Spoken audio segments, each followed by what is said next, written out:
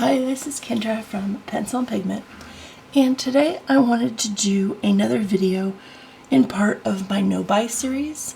I've done why I'm doing this, the rules of this no-buy, temptations, how I'm going to hold myself accountable, but this video is going to be new habits and my end goal. Now there's a lot of overlap between those two ideas, so that's why I'm combining them into one video. So, my end goal, my long-term end goal when I get done with my no-buy is not to then immediately turn around January 1st of 2023 and go shopping. To me, that doesn't align with what this is. Doing a year of a no-buy is just to shift the habit sort of temporarily. The end goal is to maintain a conscious purchasing, thoughtful purchasing way that I go about getting art supplies that contribute to my creating, that make me happy, that, that fulfill what I've used before and want to use again. I want to shift the way I look at art supplies. And sometimes I feel like, and YouTube probably being the main one for this problem, is that it has been completely normalized to buy art supplies in excess. That's completely normal. To have more art supplies than you can ever use in 5 lifetimes has been completely normalized. And I apologize. Our weather's kind of wonky today and it is shifting my natural light. So I'm just sort of coexisting with that. So how am I going to then continue to go about creating and being a creator and an artist when I still need to have art supplies? This isn't like one of those, okay, now I'm going cold turkey and I'm never doing it ever again. I'm still going to be creating. I'm still going to be working towards my end goal, which is being a really good illustrator. So, I don't want to set an example for you that buying and consumption is the way to be inspired or the way to constantly create or the way to even be a successful illustrator. And I don't want to set that example for my children, and I don't want to set that example for me. So my children live in our house. We have 3 of them. And if they're constantly walking by watching mom unbox things so she can draw, that sends a message as well. So this just isn't sort of just for me. I want to be a really good example to everyone in my life. And if you're watching this video, you're in my life. So that makes you important to me as well. So this is what I think I'm going to do when 2023 hits. I still won't be purchasing. I will do an inventory in that year. We will look at January of 2023. We will see what I've used up. We will see in my accountability jar what I've used up in a year. We will look at the amount of sketchbooks that I have created and filled for the year of 2022.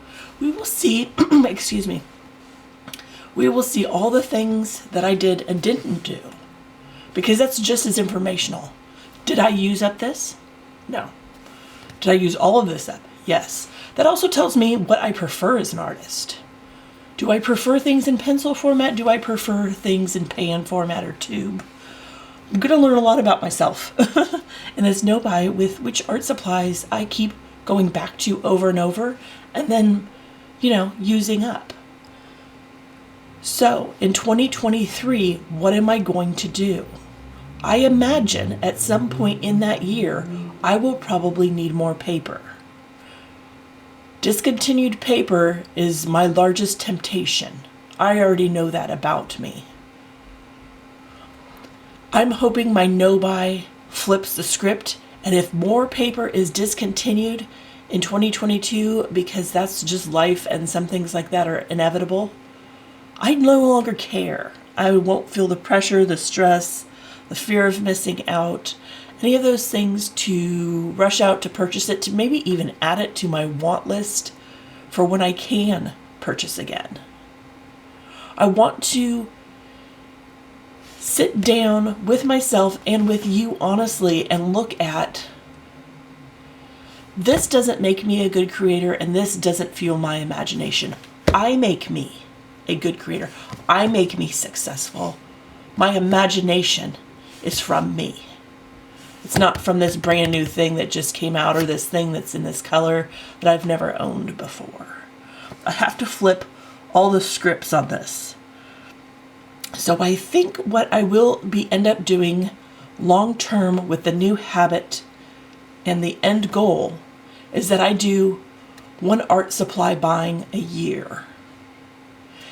It's not going to be from just one location, but it will be done in one day and probably 1/2 hour off of a very specific list. And I will make that list with you of all the things I want to purchase that I feel I will use, that I have used up, that I have shown to myself that are vital. And there may not be much that I purchase in 2023. And that's going to be an interesting lesson for me as well. That will be something else that I learn.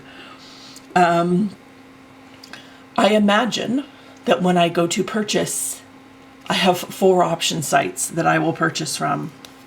One is probably jet pens. They have a certain set of things that I like from them. One is Blick. They have a huge variety. One is Etsy, because I like small creators and trying to support them as much as possible. And one because of where I live and my general budget is Amazon. Unfortunately, we don't have a lot of art supply stores where I live. We have about one, and it focuses on engineering and construction. So Amazon is kind of like, I can't get out of not purchasing from them and trying to adhere to a budget and trying to meet all my needs. Now I can try and cut some of these out some years, and I can try and finagle different things from different places, but this is probably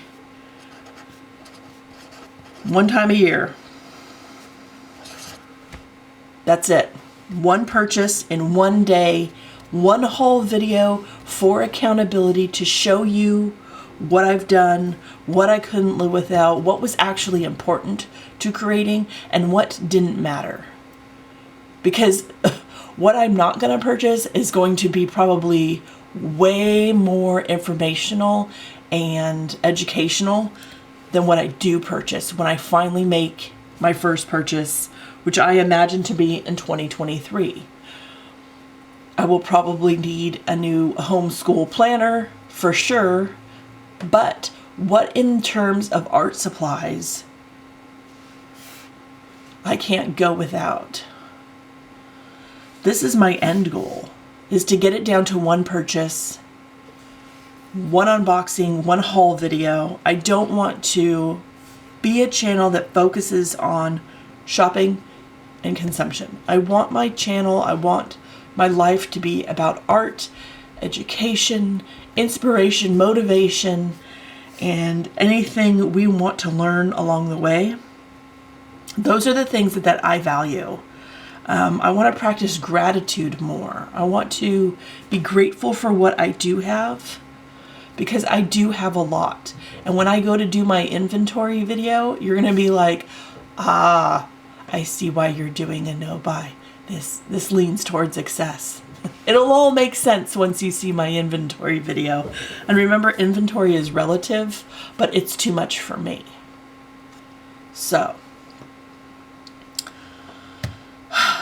I want to have happiness, long-term happiness, not short-term pleasure. Shopping releases a little tiny boost of pleasure, but I want long-term joy. And how I get that is from creating and doing art. So, art supplies are the tool, but I am the motivation, the inspiration, and the creator. And I don't want to see a video, see a newsletter, see a picture of something and immediately go look up what that item costs. Go see how that's made. I want to look at that and just go, yeah, that's good for you. That's not for me. I need to break the habit that shopping is a habit. I want my new habits to be reading, writing, and always creating.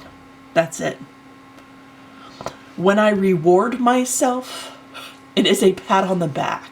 It's not new art supplies.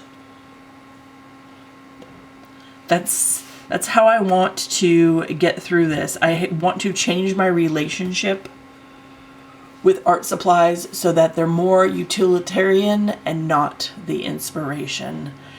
And I don't want to buy supplies and then while those are arriving constantly think about ones that I want to buy for next time. I want to empty my head of shopping thoughts like that. Just grateful for what I have, enjoy what I have, and just keep it that simple and keep that joy to that level. I want to get out what I put into my art, and I don't want my art supplies to be that for me.